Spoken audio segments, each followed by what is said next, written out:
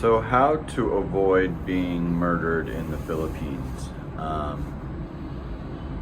Basically, there's certain things that you may not understand when you arrive in the Philippines. It works a little bit differently out here, and a little bit of money to you could be a lot of money to somebody else. And first thing you're going to want to do is never, ever, ever, ever, ever take a taxi cab under any circumstance. I'll tell you why.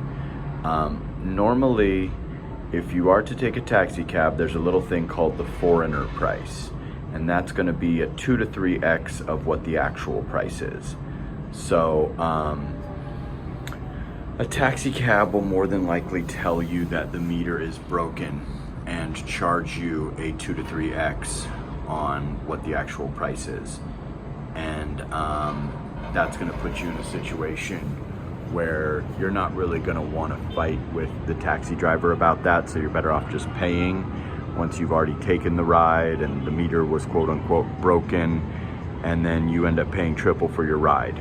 Even worse than that could be if you were a flashy guy that, say, had a Rolex or had some jewelry or had some American dollars fall out of their pocket or something. You have to understand that the pay in the Philippines is extremely low.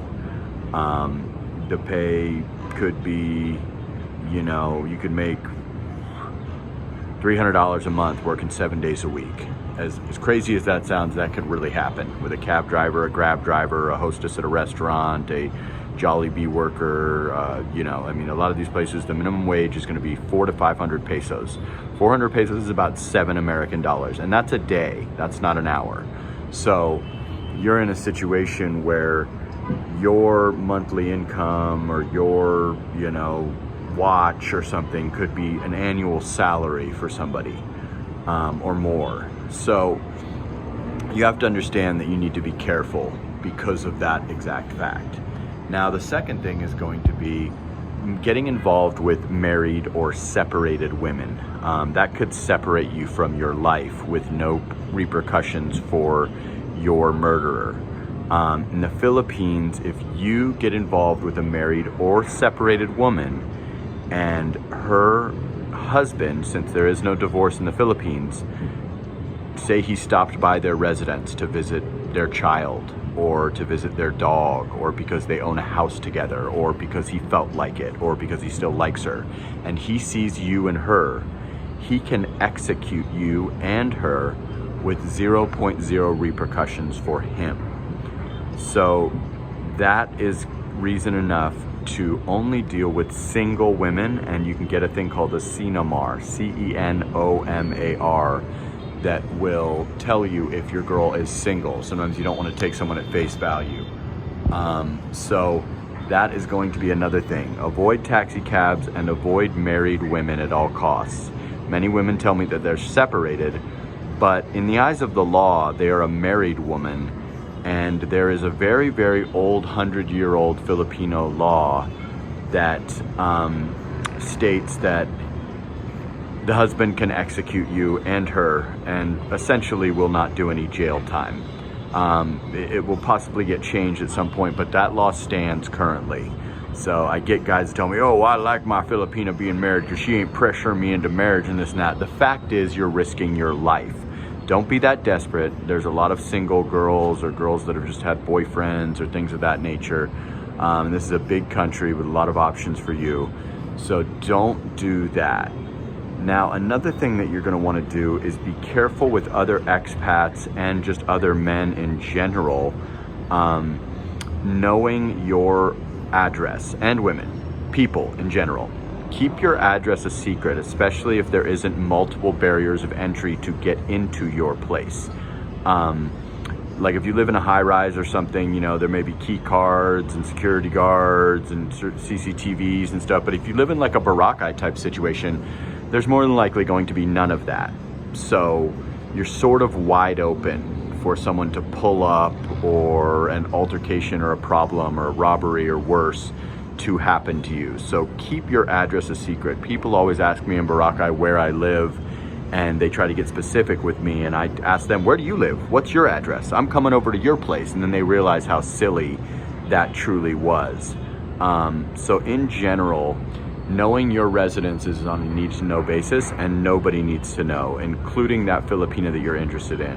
When you first start dating a Filipina, you should meet in public places or possibly get a hotel for your first couple of encounters, or when you start getting close with someone. It'll cost you about 20 bucks, and you're sort of giving yourself a little bit of insulation in case she turns out to be crazy, or turns out to be demanding money, or she turns out to be a bad Filipina. You know, she doesn't know where you live and may or may not know your government name. So you're probably better off keeping the meetings public, and when you're ready to be private with them, maybe get a hotel for your first night. You know what I mean? Just ease into it. There's not a reason for every Filipina that you meet on a dating site or at the Starbucks or something to be inside of your permanent residence, you know, that you either own or signed a year lease at or something, within 5 minutes of meeting them. That seems a little bit too easy, and sometimes it is exactly that, a little bit too easy. So another thing that you're gonna wanna do is never tell people exactly how much money you have or are receiving. A lot of guys will brag to me and to other people about, I'm getting $4,200 for my pension and this and that. That nobody needs to know that unless you're sharing that, you know, monthly. You're going to give them half, or you're going to give them $100 a month or something out of that. It wouldn't matter. You could be getting $42 or be piss broke, and it wouldn't really make a difference because they're not going to benefit from that. So I've noticed sometimes guys get drunk, or they kind of want to brag, because $4,200 in America, you're basically a nobody. But $4,200 in the Philippines, you're a big star. So I get a lot of people bragging to me about, I get this much for my pension, or I'm getting this much, or I got this. There's really no upside for me unless you're going to give me some of that money every month. So I really don't need to know that. And you know, luckily I'm a nice guy, but you know, another expat might not be. He might be desperate. A Filipino might think, wow, well, that's a lot of money, you know, and start asking you for loans, which will never get paid back, or better yet, try to rob you, especially if you're dumb enough to let them know where you live. Now, another thing you're going to want to do is, this ties into knowing where you live and stuff, is not talk about, you know, how much you have. You don't need to tell people, I have $1 million in the bank and I'm a billionaire in pesos and everything. Nobody needs to know that. Nobody cares. It wouldn't matter unless you're sharing. Even the woman that you're dating should not know your exact finances. It's just not necessary. Unless you're marrying her and you're giving her half of those finances, she doesn't need to know whether you're worth 1,000 American dollars total or 1 million American dollars total. It's sort of irrelevant. She can get whatever lifestyle upgrade you're giving to her, whether that be like a tower like this, or, you know, a goddamn shack somewhere. And you can give her whatever you feel fit, or, you know, treat her to food every day, or buy her clothing or whatever. But knowing another thing that you're going to want to do is never ever tell anybody how much money you have in cash. I've noticed guys getting drunk, or, you know, talking amongst each other and talking about, I got 5,000 American dollars in my safe and this and that. There is 0.0 upside to that, whether you're talking with a Filipino, a foreigner, your girlfriend.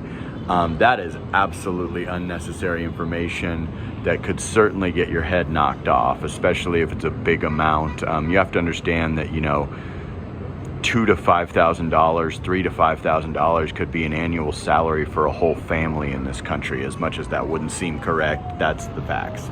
So you want to be careful with that. That's a need to know, another need to know that nobody ever essentially needs to know. So, you know, definitely keep your finances to yourself across the board. Keep your address to yourself. Keep your hands to yourself with married women.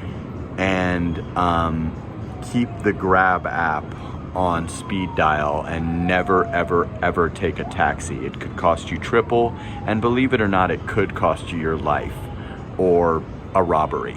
So definitely keep those things in mind. I've been here for quite a while now, and I know a lot of things that I don't talk about and stuff, and these are some good ground boundaries to have when you arrive in this country. Let me do the work for you, and you know, you can learn from my mistakes and not do any of these things when you arrive on these beautiful white sand shores and, you know, amazing global cities like you're looking at right here. The Philippines can be an amazing place where your value is raised and women want you and your dollar stretches and the most amazing white sand beaches and you know, 70th floor views like we're looking at right now. But it can also be an absolute disaster for an unprepared, braggadocious, cocky expat that's confused about where he is. So hope you guys like that. Like, comment, subscribe, share the video, and I will catch you on the next one.